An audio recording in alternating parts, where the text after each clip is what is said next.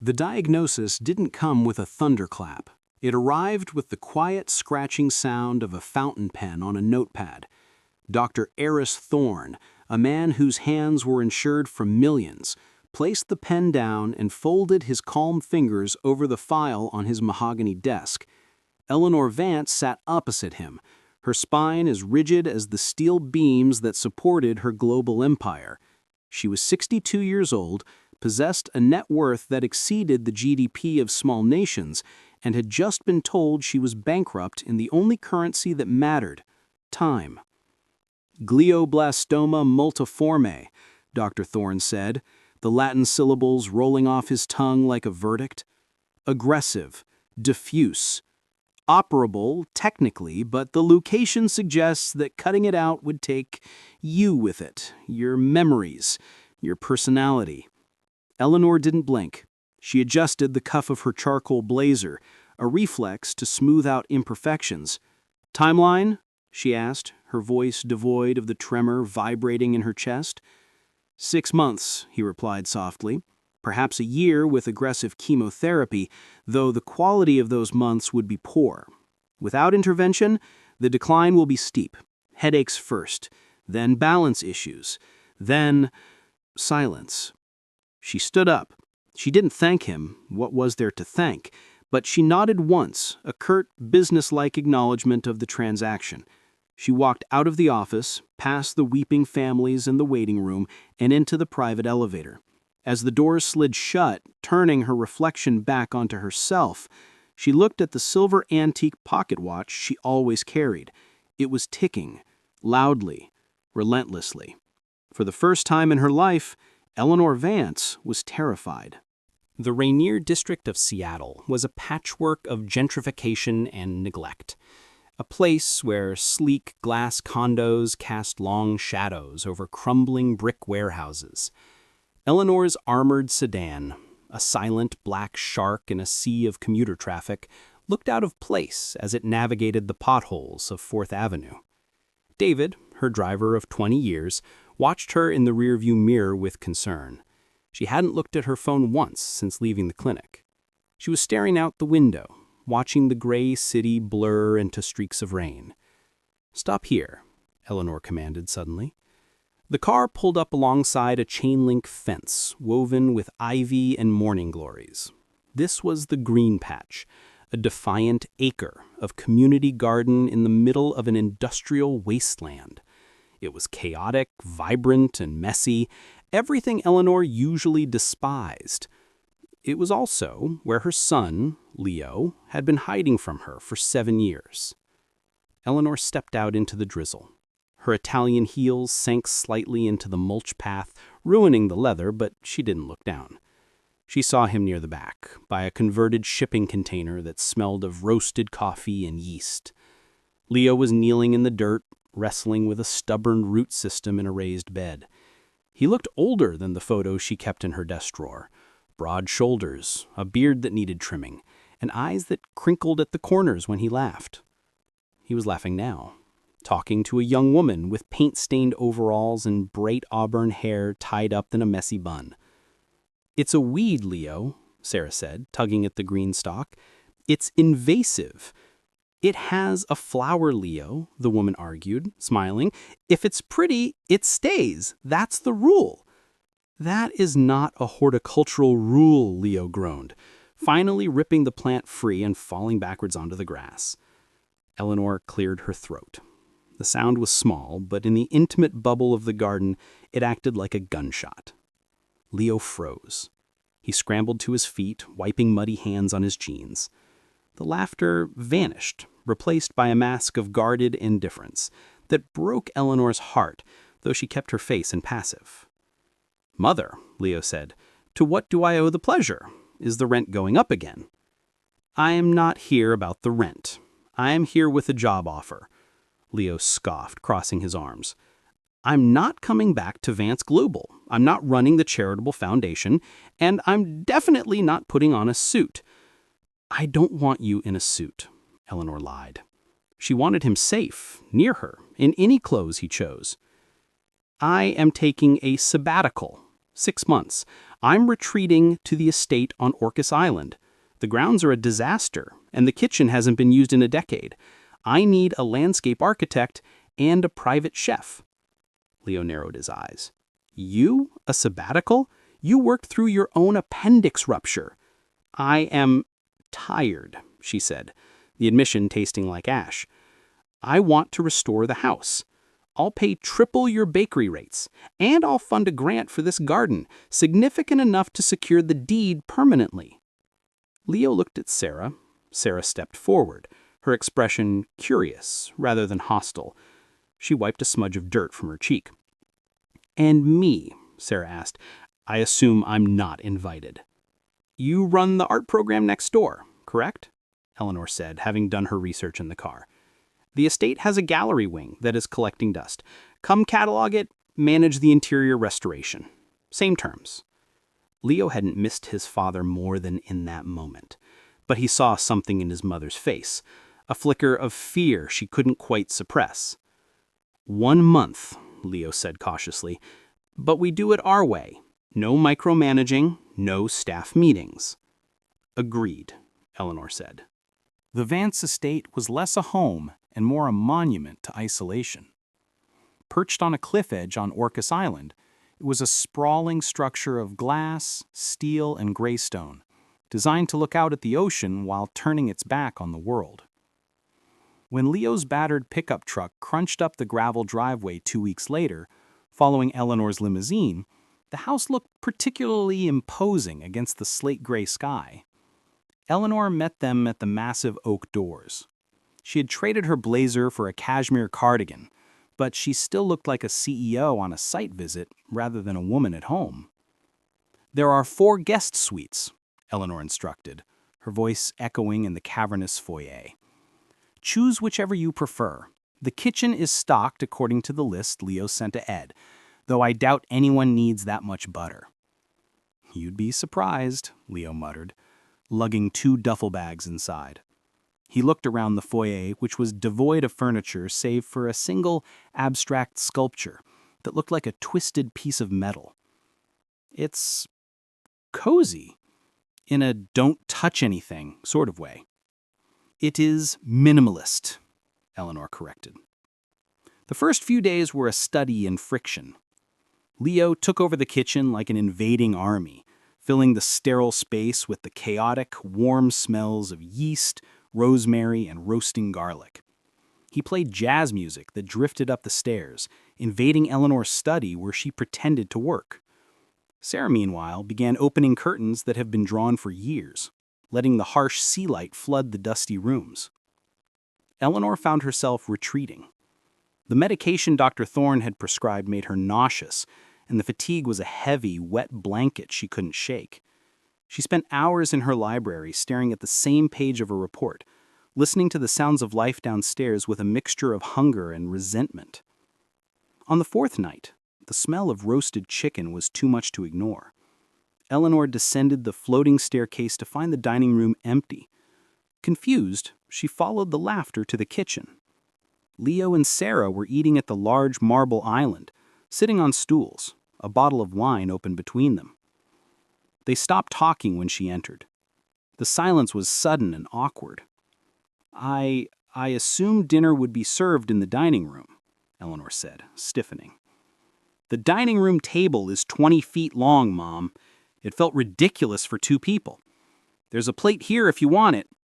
He gestured to a stool. Eleanor hesitated. The old Eleanor would have reprimanded him for the informality. The dying Eleanor just wanted to taste the food. She sat down gingerly. It's lemon and thyme, Leo said, sliding a plate toward her. And the potatoes have garlic. A lot of it. Eleanor took a bite. It was hot, rich, and comforting, a stark contrast to the protein shakes she had been forcing down. It is adequate, she said. High praise, Leo. Sarah hid a smile behind her glass. So, Eleanor said, trying to make conversation, a skill she had neglected for decades outside of boardrooms. The garden restoration. Have you made a plan? We have, Sarah said, her eyes brightening. Leo wants to rip out the ornamental hedges. They're blocking the wind and killing the soil. We want to plant native grasses, wildflowers, and a windbreak of hardy rosemary. The hedges are imported boxwood, Eleanor noted. They cost a fortune. They're ugly and they're dying, Leo said bluntly.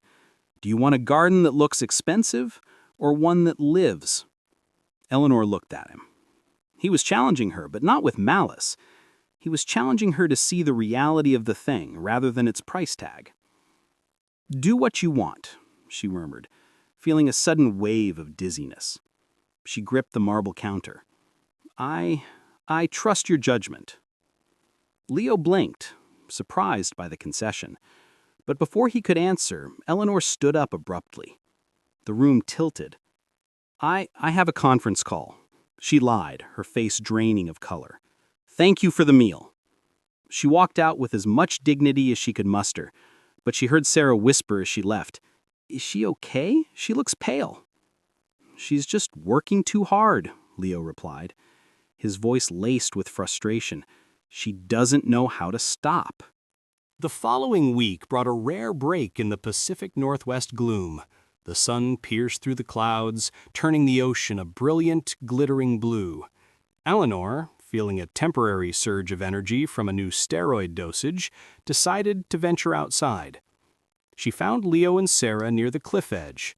They were covered in dirt, digging holes for the new lavender plants. The imported boxwoods lay in a heap to the side, looking like defeated soldiers. You're planting them too deep, Eleanor observed from the paved pathway. Leo looked up, shielding his eyes. Good morning to you, too. And actually, in this wind, they need deep roots or they'll blow over. I read a manual, Eleanor defensively said, stepping onto the grass. It said, shallow planting encourages spread. That's for calm climates, Leo said, standing up and wiping his forehead. He held out a trowel. Why don't you show me? It was a dare. Eleanor Vance had not touched soil since she was a child in a mesmerizingly poor household in Ohio, a past she had spent 50 years burying under layers of gold. But she looked at the trowel, then at her son's challenging grin.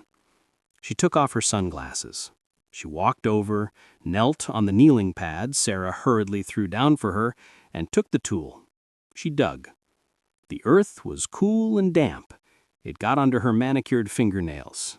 It felt shocking and grounding. Here, Leo said, handing her a lavender start. Tease the roots out a bit. They get root-bound in the pots. Eleanor followed his instructions. She planted one, then another. For an hour, the three of them worked in a companionable silence, broken only by the cry of seagulls and the rhythmic chunk of metal hitting dirt. You know, Sarah said, lavender symbolizes devotion and silence. I prefer the silence part, Eleanor muttered, though a small smile tugged at her lips. Mom used to bake, Leo said suddenly, looking at Sarah, before the company got huge. Blueberry scones. Eleanor's hands froze in the dirt. I didn't think you remembered that. You were 5. I remember, Leo said softly. You burned them half the time, but when you didn't, they were the best. The oven was defective, Eleanor said automatically, reverting to her old defenses. Right, the oven. For a moment, the barrier between them thinned. Eleanor looked at her son, really looked at him, and saw the man he had become, a man who nurtured things, a man who created warmth. She felt a sudden crushing grief that she would not be here to see him turn gray, to see him marry Sarah, because it was obvious he should, to see his own children. She stood up too fast. The horizon spun violently. The blue sky turned black at the edges. Whoa, Sarah said, reaching out to steady her. Eleanor? I'm fine, Eleanor snapped, pulling away. The fear made her sharp. I've been kneeling too long. She dusted off her pants, leaving streaks of dirt on the expensive fabric. I'm going inside. This is enough for today. She retreated to the house, leaving Leo staring after her, his brow furrowed in suspicion. He looked down at the lavender she had planted. It was crooked, but it was there. The weather in the San Juans turns quickly. That evening, the blue sky was strangled by bruised purple clouds. By nightfall, a gale-force storm was battering the coast, rain lashing against the glass walls of the estate like shrapnel. Around 9 p.m., the power died. The fortress went black. Eleanor was in her bathroom, gripping the edge of the sink, enduring a coughing fit that left her tasting copper. When the lights went out, she froze. She fumbled in the dark for her pill bottle, the chemotherapy agents she kept hidden in a hollowed-out book in her bedroom. She needed to take them now, or the nausea would be uncontrollable by morning. She found the bottle by feel, but her hands were shaking so badly she dropped it. It skittered across the tile floor. "Damn it," she hissed, dropping to her hands and knees. A beam of light cut through the darkness.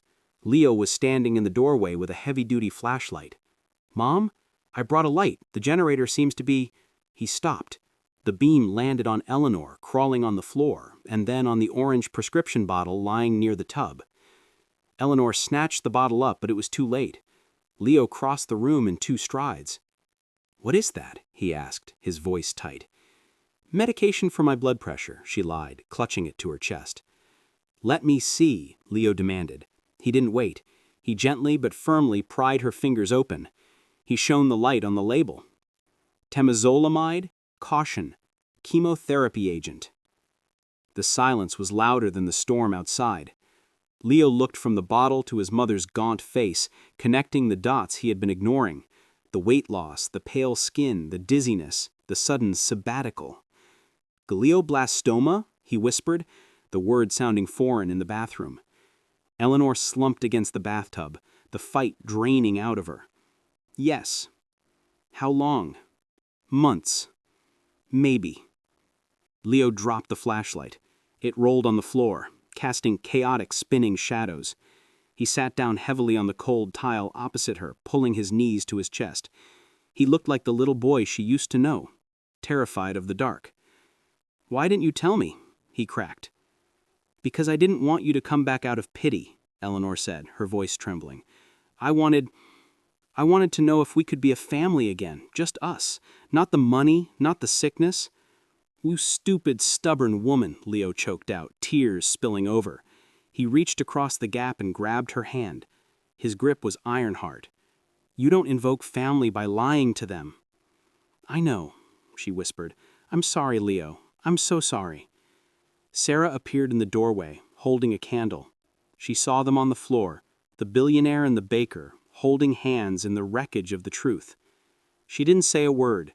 She just walked in, sat down next to Eleanor, and wrapped her arms around the older woman's shoulders. For the first time in 40 years, Eleanor Vance let herself be held. She cried, ugly and loud, the sound of a dam breaking.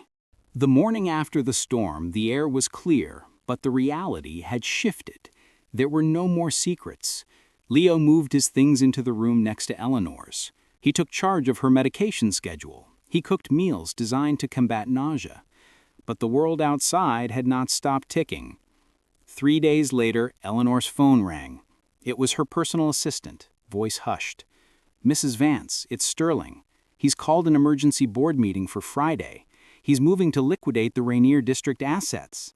He claims the sentimentality of the garden project is proof of your diminishing capacity." Eleanor's hand tightened on the phone. Marcus Sterling was her protege, a shark she had trained too well. If he sold the green patch, he would bulldoze Leo's garden before she was even in the ground. She hung up and walked into the kitchen. Leo was kneading dough, slamming it against the counter with rhythmic aggression.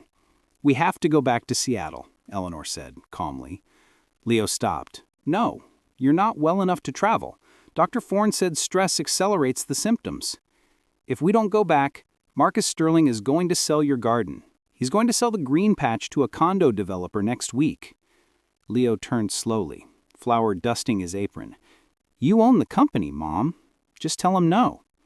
"It's not that simple. He's questioning my mental competence. If I don't appear, if I don't show strength, the board will side with him. They smell blood in the water." She straightened her spine, the Iron Queen flickering back into existence. The winter solstice gala is Friday night. Everyone will be there. I need to make a speech. I need to publicly transfer the land into an irrevocable trust before they can vote me out. You want to go to a gala? Leo asked, incredulous. Mom, yesterday you couldn't walk to the mailbox without help. Then you will help me, Eleanor said. She looked at him with fierce intensity. I spent my life building a fortune, Leo. I will not let my last act be allowing a vulture to destroy the one thing you love. But I cannot do it alone. I need you to stand with me. I need you to be my strength. Leo looked at Sarah. Sarah nodded, a grim determination on her face. We're going, Leo said, but on my terms. If you get dizzy, we leave. If you look like you're going to faint, I'm carrying you out, and I don't care if the governor's watching. Acceptable, Eleanor said. The journey back to Seattle was grueling. The helicopter ride triggered a migraine that left Eleanor blind in one eye for an hour. But by Friday evening, she was in the penthouse of the Fairmont Olympic, being fitted into a midnight blue gown that hid the frailty of her frame. Sarah did her makeup, carefully concealing the dark circles. You look beautiful, Sarah whispered. I look like a corpse in designer silk, Eleanor quipped, though she squeezed Sarah's hand. Leo walked in. He was wearing a tuxedo, tailored to perfection. He looked powerful. He looked like a Vance. Ready? He asked. No, I admitted, but let's go anyway. The ballroom was a kaleidoscope of light and noise. 500 of the city's elite were packed into the room, holding crystal flutes of champagne. The air buzzed with gossip. Is she sick? Is Sterling taking over? Who is the man with her? Eleanor entered with Leo on her right arm and Sarah on her left. She walked slowly, using Leo as a subtle crutch. Every step was a battle. The noise of the crowd felt like physical blows against her skull. She saw Marcus Sterling near the bar. He smiled, a cold reptilian baring of teeth, and raised his glass. He thought he had won. They reached the head table. Eleanor sat down heavily, her visions swimming. Water, she rasped. Leo instantly placed a glass in her hand. Just breathe, he whispered. 10 minutes. You just have to last 10 minutes. The MC announced her. Ladies and gentlemen, the CEO of Vance Global, Eleanor Vance. The applause was polite, curious. Eleanor stood up. The floor felt like it was made of sponge. She walked to the podium, gripping the edges until her knuckles turned white. She looked out at the sea of faces. Legacy, she began, her voice surprisingly strong, amplified by the speakers. We spend our lives building it. We hoard assets. We acquire land. She looked directly at Sterling. But land is not an asset. It is a home. Tonight I'm announcing the immediate transfer of the Rainier District properties into the Vance Community Trust. It will be preserved as green space forever under the stewardship of Leo Vance. A gasp went through the room. Sterling dropped his glass. It shattered on the floor. Furthermore, Eleanor continued, I am announcing my resignation, effective. And then the clock stopped. It wasn't a metaphor. It was a seizure, triggered by the stress and the lights. The freeze. Eleanor simply stopped speaking. Her mouth remained slightly open, her eyes fixed on a point in the middle distance, wide and vacant. Her body went rigid like a statue carved from ice. The room fell into a terrified silence. 1 second, 2 seconds, 5 seconds. The silence stretched, heavy and suffocating. People stopped chewing. The servers froze. It was as if the entire gala had been paused. Then, movement. Leo was over the table in a heartbeat. He didn't run, he vaulted. He reached the podium just as Eleanor's rigidity gave way to collapse. Mom! He caught her as she fell, her body limp, the microphone screeching with feedback as it hit the floor. He slid to his knees, cradling her head in his lap. Call 911, Sarah screamed, rushing to the stage. The spell broke. The room erupted into chaos. Cameras flashed. Shouts for a doctor rang out, but Leo ignored them all. He looked down at his mother's face. Her eyes fluttered open, hazy and unfocused. "Did I?" she whispered, thread of sound. "Did I finish?"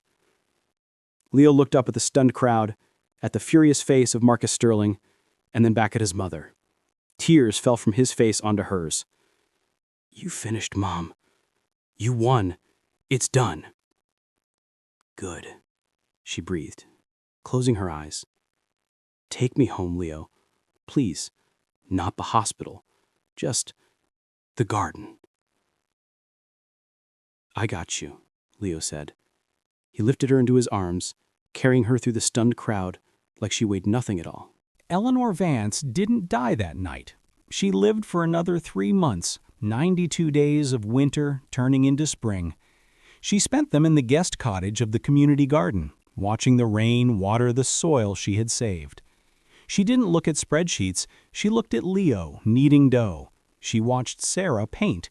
She let the neighbors visit, learning their names, listening to their stories. She learned that a life is not measured by the height of the buildings you own, but by the people who hold your hand when you can no longer stand. When the end came, it was peaceful. It was a Tuesday. The smell of baking bread was in the air. Eleanor simply stopped breathing between one heartbeat and the next. The clock on the bedside table ticked on, but her race was run. A week after the funeral, Leo stood in the center of the garden. The lavender plants Eleanor had put in the ground were thriving, their roots interlocked, holding the soil against the wind. A lawyer approached him, handing him a small velvet box. "She left this for you. Specific instructions." Leo opened it. It was the silver antique pocket watch, but the back had been engraved. "Time is soil. Plant something good." Leo clicked the watch open. The ticking was strong, a steady rhythm like a heartbeat. He wound it, feeling the gears catch, ensuring it would keep going. He looked over at Sarah, who was teaching a group of kids how to distinguish a weed from a flower. Leo smiled, slipped the watch into his pocket, and walked over to join them.